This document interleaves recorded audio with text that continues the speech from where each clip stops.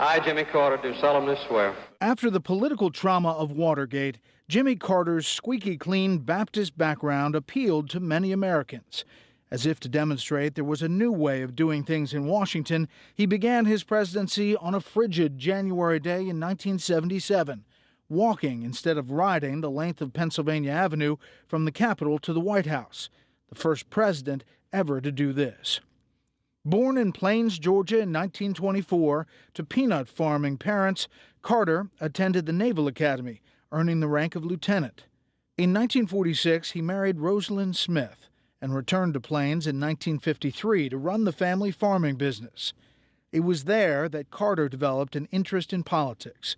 He was elected state senator in 1962 and governor of Georgia in 1970. I am a candidate for president. When he announced plans to run for president in 1974, Carter was largely an unknown, but he managed to win his party's nomination and edge out incumbent President Gerald Ford by just 2% of the popular vote, one of the closest margins in recent history. President Carter's greatest triumph came in 1978, when he brokered marathon diplomatic talks between Israel's Menachem Begin and Anwar Sadat of Egypt. The resulting Camp David Accords ended years of fighting between the two countries. We've got to stop crying and start sweating. Stop talking and start walking. Stop cursing and start praying. The late 70s were a time of oil shortages, high unemployment, and double-digit inflation. Carter worked diligently to solve these problems, but the economy slipped into a recession. Then an event that would dominate the remainder of Carter's presidency. Iranian militants captured and held 52 American embassy employees hostage in Tehran. Unable to negotiate their release, Carter ordered a rescue mission, which ended in disaster.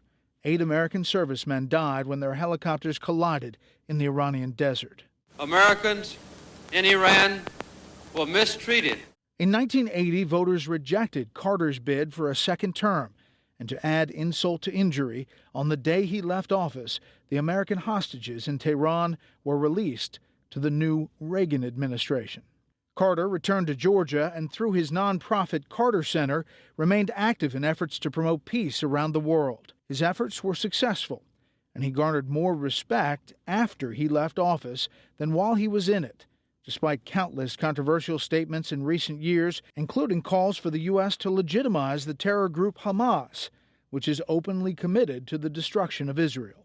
He helped convince Haitian military dictator Raúl Cedras to relinquish control of the island nation to elected leader Jean-Bertrand Aristide. He monitored elections in Nicaragua and helped end a standoff over inspection of nuclear facilities between the U.S. and North Korea. Carter was often seen with hammer in hand, building homes for the poor as part of his continuing support for the Habitat for Humanity project. He wrote countless books, including one book of poetry and a memoir.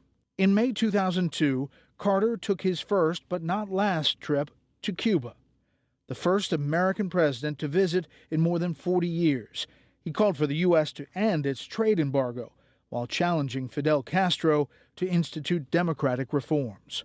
Later that year, the former president won the Nobel Peace Prize for, quote, his decades of untiring effort to find peaceful solutions to international conflicts.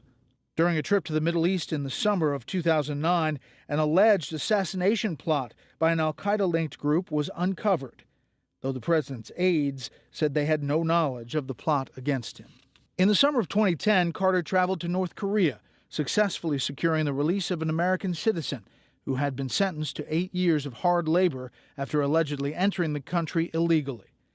Upon his return, Carter advocated the need for a comprehensive peace treaty with the isolated country, arguing Pyongyang was ready to talk and that the U.S. should come to the table.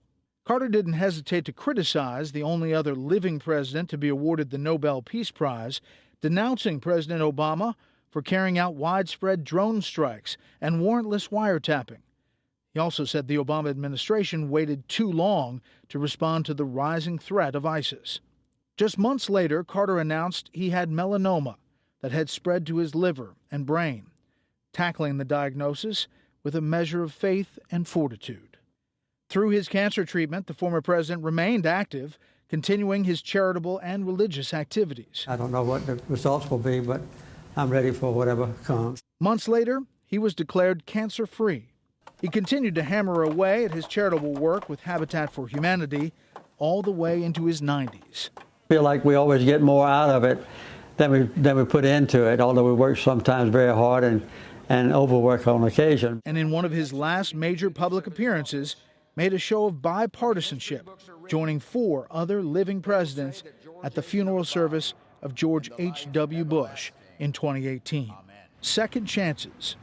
James Earl Carter thrived on them. I've had a wonderful life. I've had thousands of friends, and I've had an exciting and adventurous and gratifying existence. And over time, Americans developed a renewed appreciation for a man who resoundingly lost a re-election bid.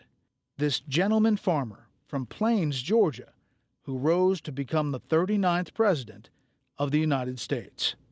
In Washington, Brett Baer, Fox News.